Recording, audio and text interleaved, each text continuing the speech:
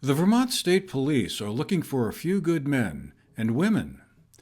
And so, to make it easier for someone who might be interested in or thinking about a career as a state trooper, the state police are offering two pop up tests where folks who might want to check out what's involved without going through any preliminaries can see if this might be something worth exploring further.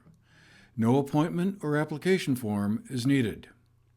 The pop up tests will be given on November 9th, one in Pittsford at the State Police Academy that morning at 8 a.m., and another at 10 a.m. that same day at the State Police Barracks in Williston.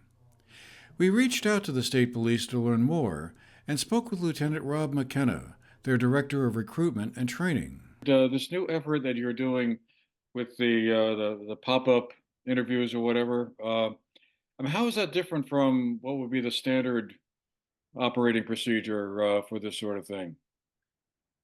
So the primary difference is we generally ask people to apply first, right? So they have to go on the line, fill out an application through HR, then they have to fill out what's called a personal integrity questionnaire. It's like a 17 or 18-page document, filling out their background information, all that stuff.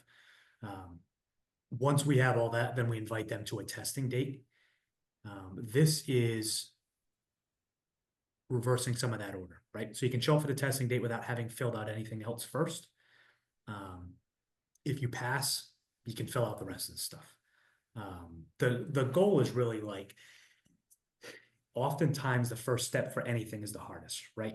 So if we can just get you there, if we just get some folks there to test, and maybe they see that it's not so scary, it's not this, an 18-step process to get hired, one thing at a time.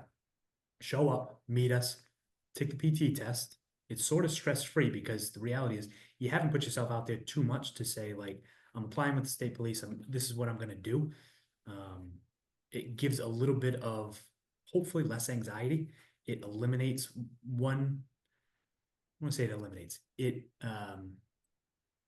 delays one obstacle. Maybe that's a better way to put it, right?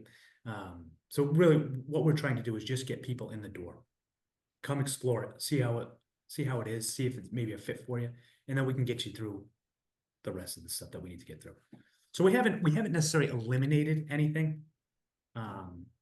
We're just trying a different order to see if that helps us get folks in the door.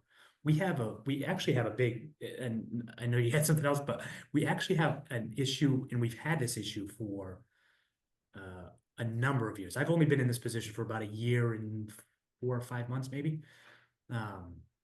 But for years, we've had people who will apply to the state police and then never show up for testing. And I don't understand why that is.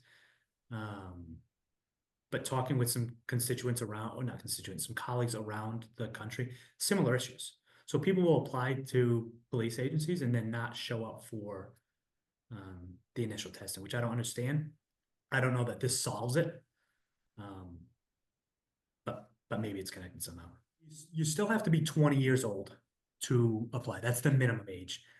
We have mandatory retirement at 57 years old. So you can't be any older than 57 to get hired. Whether it makes sense to do it at a certain age is completely up to the person, right? Your age will affect your pension potentially. You need to have 20 years to collect the full pension. So if you don't work for the full 20 years, your pension's prorated, depending on the number of years you work. But you need 5 years to be vested. So again, does it make sense for someone who might be, say, like 50 years old, right? Is 7 years long enough for that person? It could be. It may not be for them. That's a personal decision. But the requirement is you have to be at least 20 years old. If someone had like a criminal record of some sort, could they still apply? So it depends. It's specific to that person and what it is, right? You can't be a felon, because if you're a felon, you can't carry a gun, and you need to carry a gun. There are some crimes are non-negotiable. And again, felonies, but also domestic assault, non-negotiable. Sexual assault, non-negotiable. So abuse of a minor, sexual assault of a minor, stuff like that, non-negotiable. But for example, were you 18 years old, got arrested for shoplifting or DUI, right? And it's been 10 or 15 years. You've clearly grown up and changed. That was a mistake. That's all taken into account. So I can't say categorically you won't get hired. Same way I can't say categorically, oh no, you're fine, you will get hired. It's specific to the person and the individual and their background.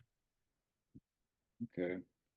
So, do you have like a ballpark figure on how many recruits you're looking for or hoping to pull in, or in a perfect world, how many recruits would be showing up at the door today and fill the ranks 100%? Yeah, as many as humanly possible. That's that's what we're looking for. If yeah, as many qualified people as possible. We're still short, and the number fluctuates.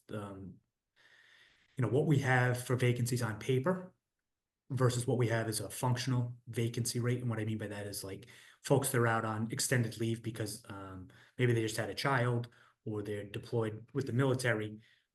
We hold those positions, obviously, but there's no one filling those shifts, right? So if I'm deployed for a year overseas with the National Guard, the state police holds that position. So when I come back to work.